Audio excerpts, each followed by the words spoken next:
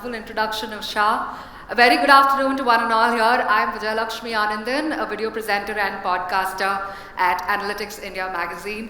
I'm so honored to be doing this fireside chat with none other than Anju Bobby George. Can we hear it for her once again? Thank you, thank you. Well, to start off, Anju Bobby George has been a household name when it comes to sports in our country, especially when we talk about sports for women, right? How many of you are interested in sports here and are active participants? There you go. You have a lot of fans here already. Anyway, thank you so much for that. So, she is known for her first athletic world championship medal winning from our country back in 2004. Not only that, she's been a two-time Olympian and she holds the country's record for women's long jump at 6.83 meters. That's a feat that no one has been able to touch until now. And apart from that, she runs the Anju Bobby Sports Academy in Karnataka. It started in 2016 and she's training young women to become athletes. One of her proteges, Shaili Singh, right? So she's well on her way to become an amazing athlete. And not only that, she is the Vice President of Athletics Federation of India, a position that has not been held by a woman in a very long time. So I can keep going on and on about her achievements and the duration would never suffice. So without further ado, let's start the conversation, Anju. Firstly, thank you so much for joining us today. I know you've been quite busy, right? So a couple of days ago, we had a chat and she was at Kaziranga. She had to flow down to Bangalore. So how has the journey been to this Don't place? ask. Good afternoon, everyone. Journey is always a part of my life because when I was an athlete, it was international travel. Right. And now it's domestic travel. Right. But it's too hectic, I can say, because for an athlete, that life is different. And now, this is actually I'm enjoying now, but still it's a hectic. Yeah, I can say like. And we completely understand. In fact, after she's done here, she's got to catch a flight back to Delhi. So she's on the road consistently. So back in 2004, right, when you had won the Athletics World Championship, I was a little girl and the news was all over the TV, right? Everybody was talking about it and my father especially was like, oh, look at that girl, she's gone out there and she's won this award. So, you know, as a child, a lot of people have looked up to you, right? Even now, a lot of people look up to you. So you were initiated into sports by your father, Mr. K.T. Marcos, and you would participate in a lot of competitions. But after, you know, we grow up, we lose interest in certain things, right? Consistency is something that all of us have a struggle with. Yes. So when did you realize that sport is your thing? Like, I want to do this. Initially, it was my parents. Yeah, you rightly said. Right. Actually, it was my mother. Oh, okay. She supported me throughout my career, and she was the backbone. Actually, she wanted to become an athlete, but those days for girls coming out and playing any sport was not that easy. So it was her dream to become an athlete, but unfortunately it couldn't. But she made me an athlete just because of fulfilling her dream. And initially it was like I started at the age of 5 and it was a hectic task for me. I was training under a coach and early morning 4:30 from home to ground, from there to school, then again back to ground. So it was hectic and I was thinking like why these parents are doing this to me because they don't want me or they don't. We can all relate to it. So I was thinking it in that sense. Right. But later, and see, from 8th standard, I was in a small town. They put me in a school, it was a remote village and it was a kind of shifting from a town to a village again. I thought it's a real harassment for me, these guys are doing. Right. But after that, after going from going to that school, I slowly started performing in the national stage and my photos started coming in papers and people used to recognize my face and oh, this is Anju Marcos. Then I was Marcos, so this is Anju Marcos. Then I realized oh, something good. People are recognizing my face. Then slowly that interest started growing and I realized this is my path. That was the turning point for you. Like The real people turning were point, recognizing no, you. the real turning point was meeting Bobby. Oh, okay. Well, thanks for that. Moving on to the next question, right? A lot of us have looked up to you, and we wanted to get into sports because of you. And I'm pretty sure you would have also had certain people that you looked up to, right? So, what was who were the people that inspired you to continue being in sports? Frankly speaking, no one. Okay. Because I don't like that. Because I want to become an athlete, but I don't want to become like someone else. Yeah. So I am a different person, and my ability and my capacity is different. Right. Completely agree. So I'm always telling, don't look up to someone. Yeah. Just be you and do your best and chase your dreams. Always fix some dream, and until the last minute, chase that dream and follow that dream. You know, training for sports is such a rigorous thing, right? You will have to mentally prepare yourself and physically prepare yourself as well, and you will have to go on restricted diets. So, to what do you attribute your success, and what was that one thing that kept you motivated? I can say that inner fire. Right. So that was there in me throughout. Because sometimes sports is not that easy task. See, we have to do this. We are doing with our body. Right. And every day, especially women, it will change. Right. Today something different, tomorrow something different. So all these situations we have to cope up. And doing training, see, for a girl, teen girl, doing under the sun for 8-9 hours training, you just imagine. Right. So how, and other than that, see, we are losing all our childhood activities, friendships, college days, everything, and even family functions also we are sacrificing. Right. So it was, as I said, it was a hectic task, but that fire, inner fire, that was there in me. And actually, after, as I said, after meeting Bobby, till then I was also thinking, okay, till Asian level I can do. So that was our target, Asian level. But he was the one who injected me, like, you got the talent to reach up to the world stage, you should do. But by then I got a really bad injury on my takeoff leg, and I was almost not walking for two years. Okay. So from then he was taking care of me, and he was actually acting as a coach, acting as a travel manager, as a doctor, as a physio, as a measure. So he was doing everything. And he was the one really actually supporting me from a national level athlete to an international level. So it's safe to say that he's been your backbone, you know, for See, you to go out there and normally achieve. our Indian women after marriage will sit at home. Yes. But in my case, it was different. Actually, my in-laws supported me. They are a sport family. Yes. All 8 brothers, actually, they played volleyball.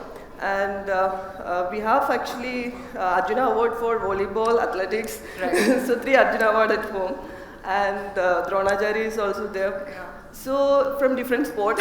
Yeah, from this it is evident that, you know, if you're looking for a man, look at his family as well. So, for those of you that are married, the ship has sailed. So apologies. So, thank you for that. And one memorable challenge or one moment where you thought was extremely difficult for you throughout your career, and how did you overcome that? One moment throughout my career. Yeah, something that stands out for you, like I really struggled with this, right? So something like that. Has there been an incident like that? I was struggling with my injury throughout my career. Right. So that was in my takeoff leg. I got that injury at the age of 17, and still this leg is actually almost dead. The ankle is dead. Okay. So I was doing throughout my career with that leg. So that was the one always stopping me from achieving my highest gems. I completely understand. So there are certain things that you prepare for, right? Like there are certain challenges that you would anticipate and you would prepare for it. But there are certain things that just blow out of the proportion out of nowhere. So when I was reading up about your journey, I came across this one incident where in 2002, when you had appeared for the Manchester Games, you had lost your kit, Yeah. right? And you had to borrow clothes from a fellow athlete in the Yes. same contingent. Yes. So, how was that experience? Can you tell us about it? That was my first appearance in the international competition, Right. and Bobby was not there with me. And see, the uniform what we are giving, so we have to wear, otherwise they will disqualify us. And the previous day, I thought it's a new one, so I washed and kept it outside. Someone was stolen that, and next day I thought, oh my God, how I will go without uniform. Then luckily, one thrower, Neelam Jasing was there, but she was double size of me. Yeah. And I asked her, can you give me your uniform, otherwise they won't allow me to compete. She gave, and that was like, you can imagine how double size uniform. It didn't fit you. And the tights was not a tight, it was a loose this thing. So I pinned like a pin with all over my like uniform. It So was you had to complete secure pin. it with safety Yeah, pins safety everywhere. pins, and each jump it was poking behind, and it was, oh my God. Yeah. And people actually, it was, I could hear like, see, this girl from where? Because India was not a known country like those days. Correct. She from which country? See, look at her uniform, what she's wearing. But did you eventually find out who stole your uniform?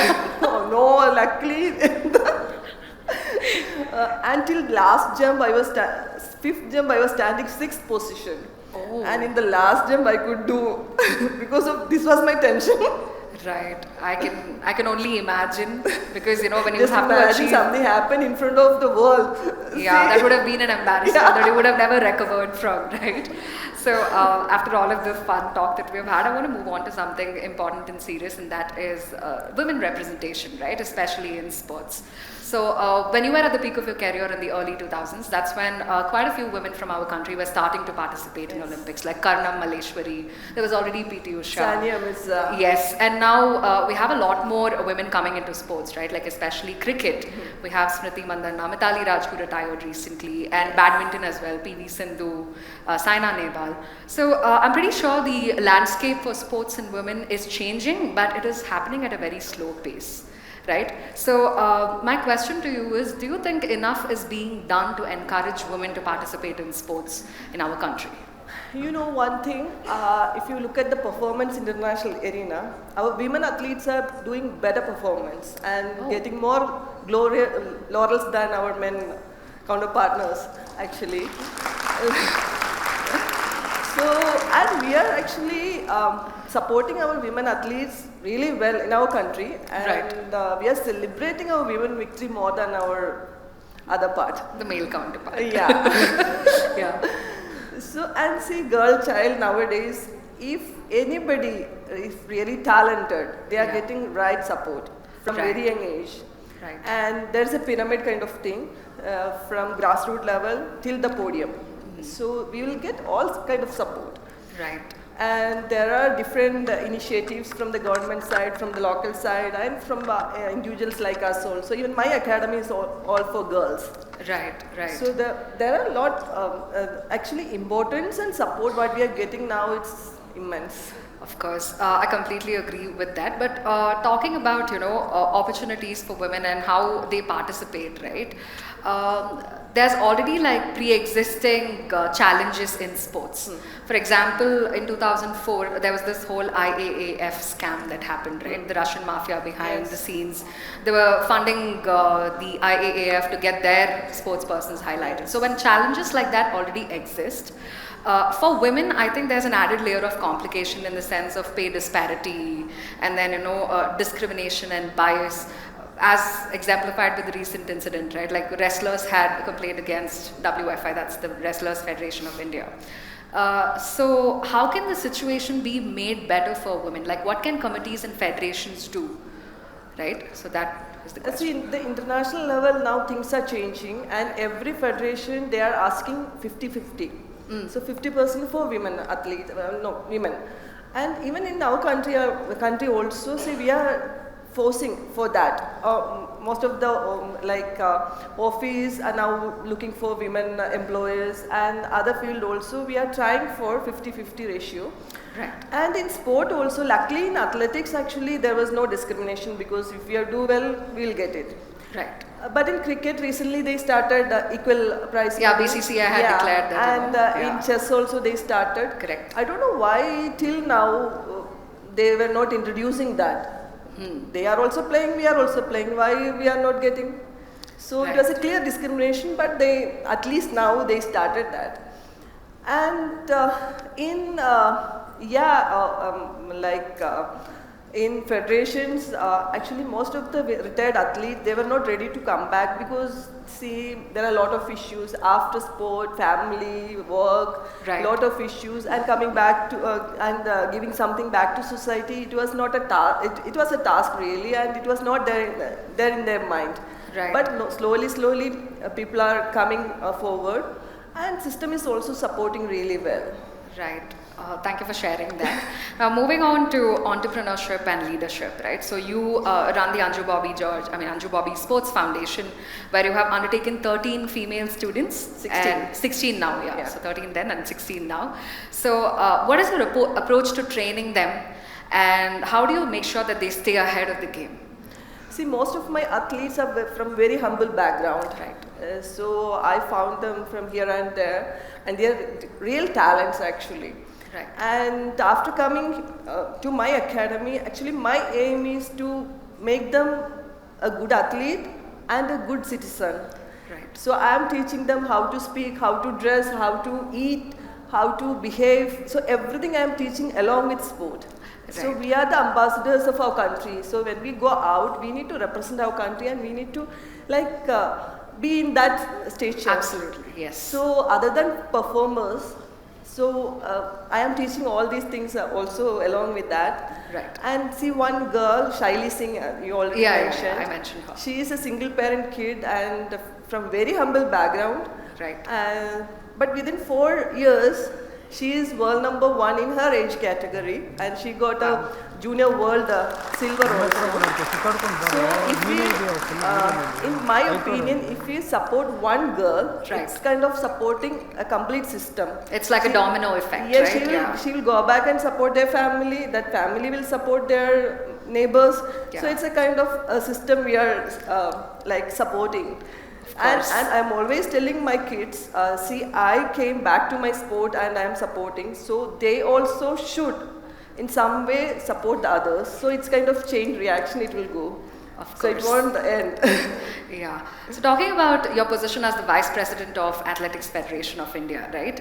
Almost always when a woman is in a leadership position, there is a certain factor of relatability. Like if you take the entire demographic into consideration, men, women, and different kinds of people, right? So as the Vice President of AFI, how has that panned out for you? Like, how are people relating to you in that scenario? See, in my federation, actually, as I said, see, I'm a sports person, so nobody nothing like everything is familiar for me, and athletes are also they are looking at me as their elder sister. Right. So I can relate from there, and as a Athletic Federation of India's senior vice president. So both jobs actually it's easy for me. Right. And we can support athletes really well because we know. We came through all these things, so nothing is new for me. So without explaining anything, I can understand their feelings and I can support them and especially if somebody sitting in that position, girls actually they can come and tell us if anything is happening or they need any extra support or anything. It's easy for them to come. Yes. So I can see that change also. Wonderful. Thank you for sharing that. I think it's important, especially because we have a lot of women leaders in this place, and I'm pretty sure they will take this insight and apply it to their lives. And the other question that I wanted to ask you was, you are an entrepreneur, you're training women athletes, and you keep traveling for work. So how do you manage all of your different aspects of life? Like, you flew in and you're flying out, so how My does kids are asking, Amma, you're a visiting professor at home now. Yeah, the running joke is, if we do that at home, they would say you're considering this home as a PG or something, right? Yeah, so I'm also missing them, but what to do, we have to face all these things. Absolutely. But we really need support from our family, everybody actually. Otherwise, see, we have many other jobs at home. Right. We have to take care of our kids, we have to take care of home, husband, their family. But along with that, we have other dreams also. So what I am saying, always chase your dream and find some space for your things. You are the boss of you, right? Yes, right. Yeah. Now moving on to diversity and inclusion. So has there been a time where different people, people from diverse backgrounds came together, especially in sports, right? Because when you are representing the country at an international level, you would almost always go as a contingent, right? So has there been a time where people coming from diverse backgrounds to achieve a common goal has really been the highlight? Has there been an incident like Normally that? that happens in team events like hockey, cricket. But I can say that, see, Olympics, we all will be there in that village for 30 days. Right. And that's a mini world. So we can see the entire world, we can taste the entire food and see that experience for an athlete, for anybody. So it's something I cannot share in my words. Just imagine the entire world in a small village, and we are eating together, we are sleeping together, we are going for competition together, we are dreaming together. So it's a complete different world. Yeah. So that experience is giving us different kind of what to say? It's something that you would never get to see or experience Once anywhere in a while, else. yes. Right? Yeah. Talking about diversity and inclusion, what is that one thing that you would like to share with the audience here as to what they can apply in terms of improving diversity and inclusion in their organizations? See, when we work as a team, people from different society background, from different culture, from different society, all will come together. So as a team, when we work, always give space for others. Right. Take good things from them, but always be you. Absolutely, yeah. Retain your authenticity and let others bring in theirs as well, right? I think that's and as a team, you can grow up. Yeah, thank you so much for sharing that insight. Moving on to technology, right? I'm pretty sure it was different back when you were at the peak of your career than it is now. So how was technology of use back then when you were, at the peak of your career in sports, and how is it different now? And what progression are you seeing in terms of technology in sports? See, technology in the sense sports actually it is science. Correct. So every time our technique changes, our and equipment they are changing, and see those days actually getting any information was a task for us. Right. So we need to read books. By then they will be like 10 years ahead. Right. So, but now everything is easily available, readily available, and we used to go to US or Europe for getting any kind of information. Right. But now no need of that. People are coming to India actually getting informations. And now that's the difference actually what we are seeing. We are getting many medals now. Yeah. The technology, I can say that just an example, our jumping spikes, it's a carbon thing behind that and beneath that. Right. So that will easily give 20 centimeter advantage for an athlete. Oh, wow, okay. So, and see some swimming suit if Yeah. we wear, we'll get actually few seconds advantage. So those kind of technology now are happening in sport. Okay. And every time, see equipment, see gym equipment, see we don't need to, we used to do actually for if you want to concentrate one muscle, we used to do for the entire body. Correct. But we can completely concentrate in one muscle and we can just relax other part of our body. Right. So such kind of innovations and things are happening in sport also. That's why we can enjoy sport, because when Usain Bolt running, see everybody will see, but It's such a visual treat, right? Like, how is he doing that? How is he accomplishing So that? it's a complete biomechanics. Sport is complete biomechanics. Absolutely. And talking about technology, what is that one thing organizations can do in terms of using technology for diversity and inclusion? How can we utilize that? It's a difficult question for me. You can try and answer to the best of your ability. Yeah. See, technology, as I said, in sports, these kind of technology is what we are using. But in your field, I have no idea what is happening in that field. Fair enough. But technology, see, we are improving every year. And we are changing. Actually, the world is evolving and changing every year. I don't know what tomorrow will happen. Correct. And I'm really worried because there can be good things and bad things, no? Yes. So maybe tomorrow's world, actually, it will be running by some computer or some. Yeah, we are progressing to that place. Artificial intelligence. It's called the point of singularity, right? Like when humans can, when robots and Replaced machines can function at the same level as humans. It's a scary world, no? It will be. We are progressing towards that, yes. It is scary and exciting at the same time, yeah. So that was about technology, and moving on to how you take special interest in social causes, right? So you care for underprivileged children, like you had already mentioned. You want to groom them and you want to get them into sports. So how do you identify these underprivileged kids, and you're like, okay, I'm going to pick this person? Do you have like a mechanism in place? I'm not going and checking for underprivileged kids, but somehow most of the athletes are coming from that background. Right. So that's it. But in sports, actually, different kind of, like cricket is gentleman game. And so there are certain maybe in this context we should call it the gentlewoman game. So yeah. So, but I don't know. I think those kids are having that inner fire, and like they want to do something for their family, or they want to do excel in their field or in life. So those kind of inner fire is there in them. Right. So they will do better. Yeah. Absolutely. And something that you are currently working on, and what progress are you making with it, and what are the future projects that you are focusing on?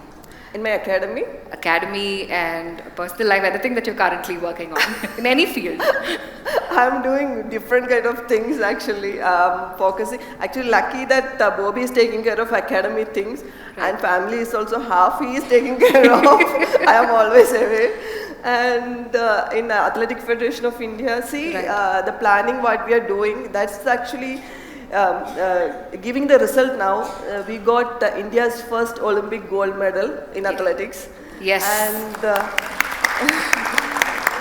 see, athletics, I can say that it's a complete different game. See, we are competing against 210 countries. Right. Cricket, we are saying that is the biggest event in India, but they are playing only against 16 countries. Yes. So just imagine the toughness what we are facing, and when we are in the ground during competition, representing our country, the amount of expectations and oh my God, I can't. It's all right. Yeah, we understand. Yeah. The kind of pressure that you will have to encounter. That's what I was looking yes. for. The pressure, how much we are handling, we cannot imagine. Absolutely. So thank you for sharing all of that. Before we wrap up the talk that we are having here, just a few questions that I want to ask you. So what is that one app or gadget that you swear by? Like, one application on your phone or a gadget that you swear by and it helps you a lot with your everyday life? WhatsApp, of course. WhatsApp. Yeah. So what is that one thing that you eat? So I'm pretty sure you have the concept of cheat meals, right? Cheat meals. So what do you consume as a cheat meal? Cheat meal, ice cream. Ice cream. Okay, now we know what Anju Bobby George's favorite cheat meal is, yeah. And if you did not end up becoming an athlete, what would you have chosen as a career path? An IAS officer or a doctor. IAS officer. Wow, okay, the conventional way. I'm pretty sure I mean, you're already making your parents proud, but Indian parents would be even proud if you become an IAS officer or a doctor, right? So yeah. Anybody can say anything. Thank you so much for that session. It was fun and exciting, and I'm pretty sure our audience found it fun and exciting as well. One last message, like a 30-second message that you would like to share to all of the wonderful women and men here. I already shared that. Just dream and dream until your dreams come true. Yes. Because future belongs to those who believe in the beauty of their dreams. Awesome. Very beautifully put. Thank you so much, Anju.